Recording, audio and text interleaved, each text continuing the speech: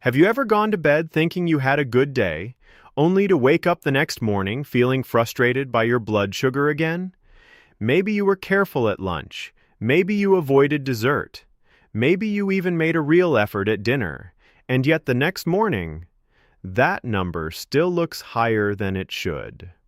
Higher than you hoped. Higher than feels fair. That is one of the most discouraging experiences for adults over 60, because it creates the feeling that no matter how disciplined you are, your body is no longer listening. Many older adults live in that cycle for years. They try to eat smaller portions. They try to be careful with sweets. They try to do what they have been told. But every morning still begins with a kind of disappointment. And that disappointment slowly turns into confusion. Then confusion turns into discouragement. Then discouragement becomes the dangerous thought so many people eventually believe. Maybe this is just how it is now. Maybe my body is too old to respond. Maybe nothing really works. But in many cases, the real problem is not that nothing works.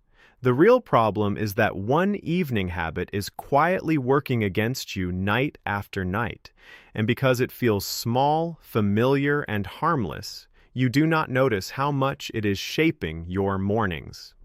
Hello, I'm Dr. Adrian Keller, and in today's video we're talking about something that affects millions of older adults without them fully realizing it. Over 60? Stop eating this after 7 p.m. for better blood sugar. This is an incredibly important topic because the body after 60 does not handle evening eating the way it used to. The timing of food matters more. Blood sugar becomes less forgiving. Sleep becomes more fragile. The liver becomes a more important player overnight. Muscles are often less active. And what feels like a harmless evening habit can quietly become the reason your mornings keep disappointing you. Now let me be very clear right away. This is not about punishing yourself. This is not about starving at night. This is not about fear. And it is not about pretending that one food alone explains every blood sugar problem. It is about understanding how the older body behaves after dinner, what kinds of foods become especially problematic after 7 p.m., and how a small change in evening timing can create a much calmer metabolic night. So let us begin with the most important question. Why does food after 7 p.m. often become more problematic after 60? To answer that, we need to understand that the body does not process food in exactly the same way at every hour of the day. That may sound obvious at first, but most people still eat as if the body's metabolism stays equally ready around the clock. It does not. During the daytime, your body is generally in a more active state. Even if you are not exercising, you are usually standing more, walking more, moving your arms, changing position, using your muscles, digesting under brighter light, and operating inside a more alert hormonal environment. Glucose that enters the bloodstream during the day has more opportunity to be used, stored, and managed by a body that is doing things. But once evening comes, especially after dinner, everything changes, activity slows, muscle usage drops, the nervous system begins shifting toward rest, digestion gradually becomes less dynamic, the body is moving toward sleep, and then, once you lie down, glucose handling becomes even more vulnerable because the muscles are no longer actively helping much at all. That means food eaten late in the evening often enters a body that is much less prepared to process it efficiently. Now add age to that. After 60, insulin sensitivity often declines. Muscle mass is often lower. Activity is often reduced. Sleep is often lighter. Medication use is more common. Blood vessels may be less flexible. Stress hormones may play a larger role. And all of that means the older body has a narrower margin for error. What you could get away with at 40 often becomes a problem at 65. What felt normal at 50 can quietly become damaging at 70. That is why food timing matters so much more than many seniors realize. And that brings us to the core of today's message. If you are over 60 and trying to support better blood sugar, there are certain foods you should be especially careful about after 7 p.m. Not because they are always forbidden, not because you can never eat them again, but because after that hour, especially as bedtime gets closer, the body often handles them in the worst possible context. So what are we really talking about? We are talking primarily about fast carbohydrates, sugary foods, refined starches, and comfort snacks that digest quickly and flood the bloodstream with glucose at the exact time the body least wants that challenge. In simple terms, what should you stop eating after 7 p.m.? For many older adults, the first and most important answer is this. Stop eating foods that act like sugar, even when they do not look like dessert. That includes things like cereal, toast, crackers, fruit juice, sweet yogurt, granola bars, pastries, white bread, cookies, sweet milk drinks, and many so-called light evening snacks that are really just fast glucose delivery in disguise. Now let us go much deeper, because I do not want this to sound like a random rule. I want you to understand the biology well enough that the rule begins making obvious sense. Imagine two different evenings. In the first evening, a senior finishes dinner at 6:30.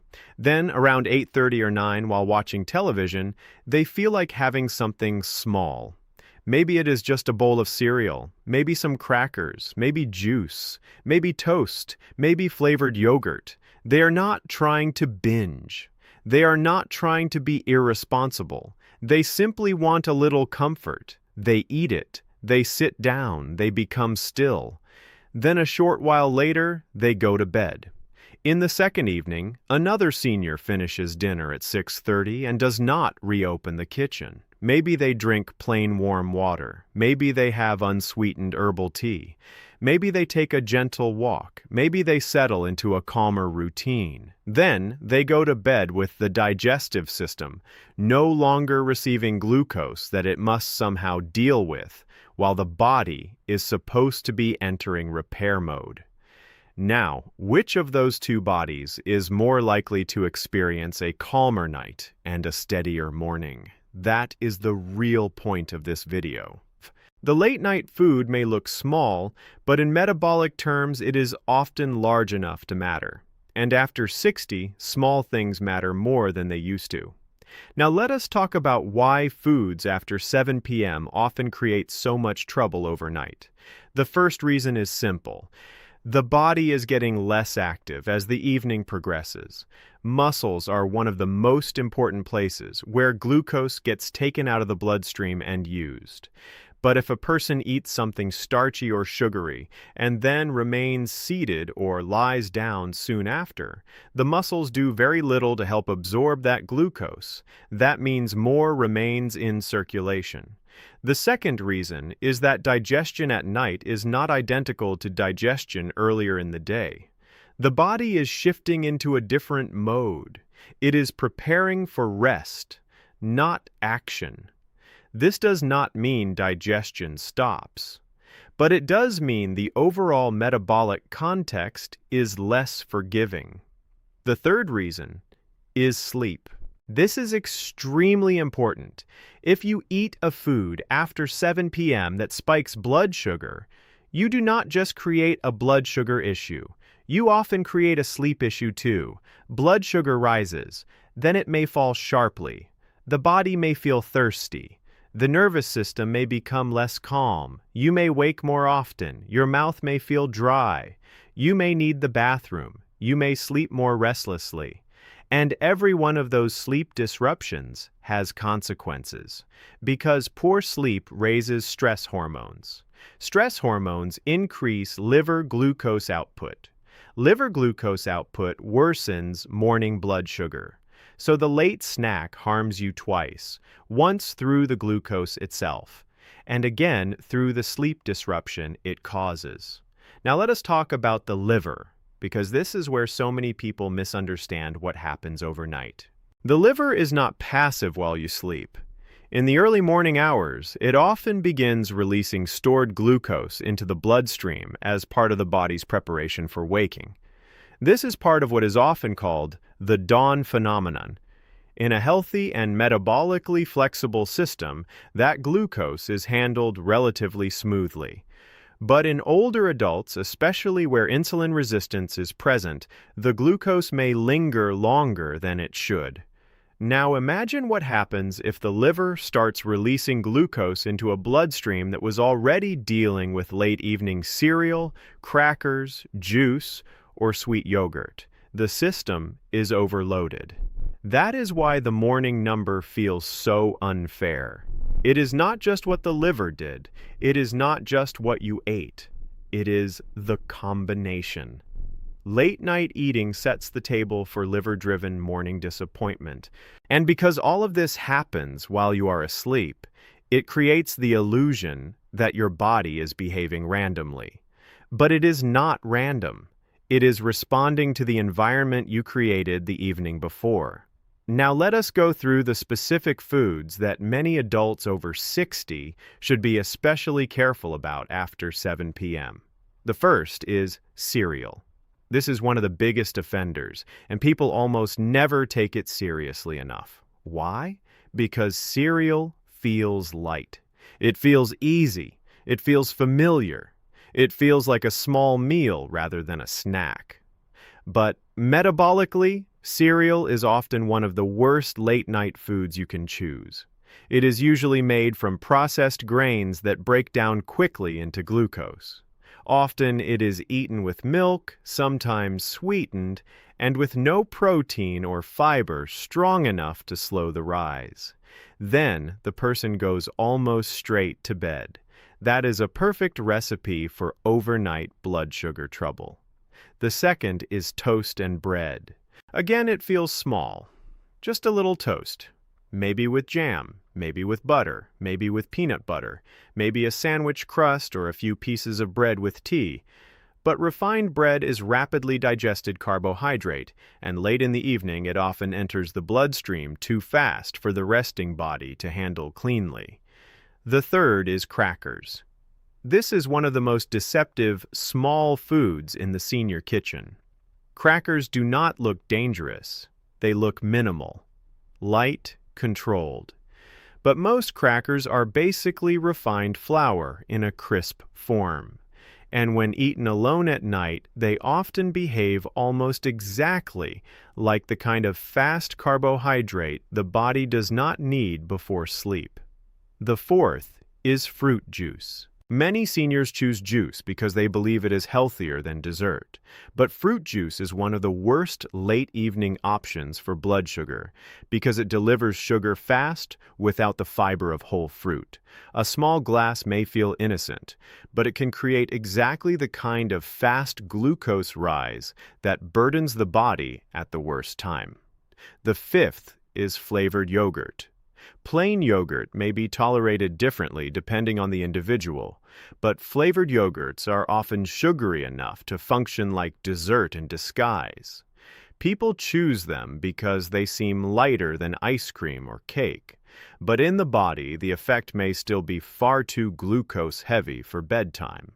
The sixth is granola bars and packaged healthy snacks. This is one of modern nutrition's biggest traps.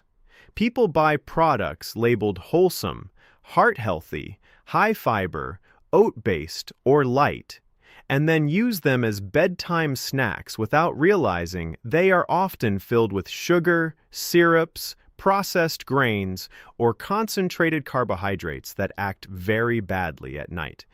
The seventh is milk drinks with sweet add-ins. Warm milk by itself is one thing, but once it becomes flavored, sweetened, mixed with chocolate powder, honey, syrup, or sweetened drink blends, it becomes another sugar delivery system at precisely the wrong hour. The eighth is smoothies. This one fools a lot of people. A bedtime smoothie with banana, juice, Dates, honey, sweet yogurt, or even blended fruit alone can create a glucose load much larger than many seniors realize. It feels healthy because it is liquid and fruity, but in the bloodstream, it often behaves like fast sugar. Now I want to say something very important. The issue is not only what you eat after 7 p.m. The issue is also how close you eat to bed. That matters because if 7 p.m. comes and goes, and then you eat something sugary or starchy at 8:30 or 9:30, you are moving closer and closer to the most metabolically fragile part of the evening.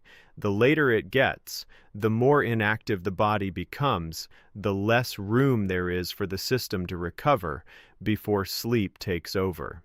That is why many older adults notice this strange pattern. They say, "I do not think I ate that much." And that may be true in terms of calories or volume, but timing magnifies the effect. At 1 p.m., the body may cope. At 9 p.m., the same food may become much more problematic. Now let us talk about true hunger versus habit hunger, because this is where many seniors get stuck. A lot of evening eating is not driven by true nutritional need. It is driven by routine. The house is quiet. Television is on. The body wants comfort. The mind wants closure. A food ritual has become attached to evening relaxation. That is not weakness. That is human behavior. But if you mistake that habit, hunger, for true hunger, you will keep feeding a pattern that your body pays for all night. True hunger is different. True hunger often suggests that dinner was poorly built, too small, too low in protein, too early for your needs, or that the day was nutritionally unstable overall. That is not solved by cereal at 9 p.m. It is solved by building a better dinner and a better day. This is one reason healthy older adults do not only ask, "What should I stop eating after 7 p.m.?" They also ask, "What would make me not need that evening food in the first place?" That is a much smarter question. Very often, the answer includes more protein at dinner, better meal balance, fewer blood sugar swings earlier in the day, more hydration, and more movement after dinner. Now let us talk about the after-dinner walk, because it connects directly to this whole conversation. One of the best things an adult over 60 can do after dinner is move, even gently. Not because movement burns off every calorie in a magical way, but because movement helps muscles absorb glucose. It helps lower the blood sugar burden of the meal you just ate. It supports circulation. It supports digestion. It tells the body the feeding window is ending in a more orderly way. Even 10 or 15 minutes of gentle walking can change the glucose story of the evening. That is why two dinners with the same food may produce very different outcomes depending on what happens afterward. If one person sits immediately and reopens the kitchen 2 hours later, while another person walks and then closes the kitchen for the night, the metabolic difference can be surprisingly large. Now let us talk about how this evening habit affects more than just blood sugar. When you repeatedly eat after 7 p.m. in a way that spikes glucose, you are not only affecting your meter reading, you may also be shaping inflammation, poor sleep, thirst, morning fatigue, heavier legs, brain fog, irritability, and even nerve stress over time. Blood sugar instability affects the whole body. It affects blood vessels. It affects nerves. It affects mood. It affects sleep. It affects hydration. It affects how old the body feels. That is why evening eating deserves such respect after 60. It is not about a number alone. It is about the whole internal environment. Now I want to talk about something emotional, because this matters if you want real change. If the bedtime snack is part of your emotional comfort, you cannot just remove it and leave a blank space. The body and mind often rebel against empty space. That is why so many people try to stop the habit for a few days and then drift right back into it. The solution is not only subtraction, it is replacement. What can replace late evening eating? A warm, unsweetened herbal tea, plain warm water, a stronger dinner, a small after-dinner walk, a reading ritual, softer light, a deliberate kitchen closing routine, a conversation, a shower, gentle stretching, a sense that the body is being soothed in some way other than glucose. This matters because evening snacking is often a ritual of comfort, not a strategy of nourishment. The more honestly you understand that, the easier it becomes to change. Now, let us build a practical evening strategy for someone over 60 who wants better blood sugar. Dinner should happen at a reasonable hour if possible. Dinner should be balanced with enough protein and fiber to create real satisfaction. After dinner, move gently if you can. Once that is done, close the eating window. If you want a bedtime ritual, make it non-sugary and calming. Avoid cereal, toast, crackers, juice, sweet yogurt, granola bars, pastries, or sweet drinks after 7 p.m. Give the body time to settle before bed. Let sleep happen in a body that is no longer digesting unnecessary glucose. This is not punishment. This is protection. And protection is one of the deepest forms of self-respect in older adulthood. Before we finish, I want to say something to the person who hears all this and feels overwhelmed. Do not try to change everything tonight. Just choose one honest place to begin. Maybe it is the cereal. Maybe it is the crackers. Maybe it is the juice. Maybe it is the flavored yogurt. Maybe it is simply deciding that after dinner, the kitchen closes. One real change is worth more than 10 good intentions. And if you keep that one change long enough, it stops feeling like restriction and starts feeling like wisdom. Before we finish, I want to ask you something. What do you most often eat after 7 p.m.? Is it cereal, toast, crackers, fruit, juice, something sweet? Something you have convinced yourself is small enough not to matter? Tell me your age and where you're watching from today. And tell me honestly what your real evening habit is. I read your comments, and they help me understand exactly what this community is struggling with. And let me leave you with this. If you are over 60 and trying to support better blood sugar, one of the most powerful things you can do is stop feeding the body late in the evening with fast carbohydrates it no longer handles well. The food may feel small, the habit may feel harmless, the comfort may feel deserved, but the body always counts. So if your mornings keep disappointing you, do not only look at breakfast. Look at the quiet hour after 7 p.m. Look at the reopened kitchen. Look at the snack you stopped noticing. Look at the ritual that feels small but acts large.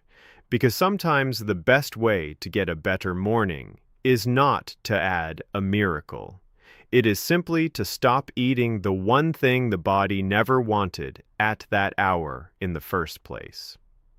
I'm Dr. Adrian Keller, and it has been a pleasure spending this time with you today. Protect your evenings, respect your metabolism, and remember that the older body often does best not when we force it harder, but when we stop quietly working against it. I look forward to our next conversation. Until then, take very good care of yourself.